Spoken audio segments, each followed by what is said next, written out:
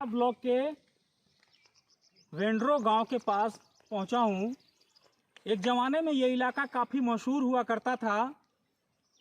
इलाके की खासियत ये थी कि यहाँ से जो माइका निकलता था, माइका जिसे हम अबरख कहते हैं, तो इस इलाके की समृद्धि इसी मायके से हुआ करती थी। यूँ कहें कि मायके की चमक जो थी उस इलाके के लोगों के चेहरे की चमक हुआ करती थी।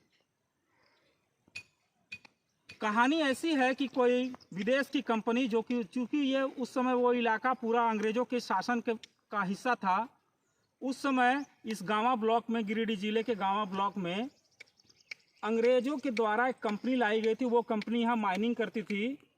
आप उस कंपनी के लिफ्ट को भी देख सकते हैं। ये सामने में लिफ्ट है। इसी से करीब 562 फीट अंदर मजदूर जाते थे और वहाँ से माइका खनन करते थे।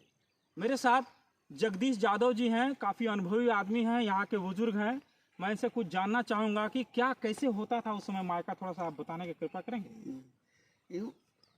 अंग्रेज़ों के टाइम में क्रिश्चियन कंपनी यहाँ आई थी और वो जैसे जब देश आज़ाद हुआ तो चले गए। इसके बाद अग्रवाला कंपनी को CMI को दे दिया और वो खनन करने लगे। लिफ्ट के द्वारे वो नीचे जाते थे और बहुत से मशीन थे, मशीन द्वारा से खनन होता था। उससे बड़ा बड़ा मैका निकाला जाता था। स्मॉल मैका, बिग मैका, हर तरह के मैका निकलता था और वो विदेश जाता था, कहाँ जाता था। लेकिन यहाँ के लोग सब गुजर बसर उसी से करता था। लेकिन 1982 में जब उसका लीज पूरा हो गया तो सरकार द्वारा उसको लीज कैंसिल करने के बाद वह कंपनी यहाँ से भाग गई। और उसके बाद फिर आप लोगों के पास रोजगार का संकट भी हो गया होगा। रोजगार का संकट है ही है और फिर कोई रोजगार का साधन नहीं कोई रहा। साधन नहीं। और ये अबरख की कंपनी इस इलाके की बढ़िया कंपनी हुआ करती थी। अच्छा कंपनी था।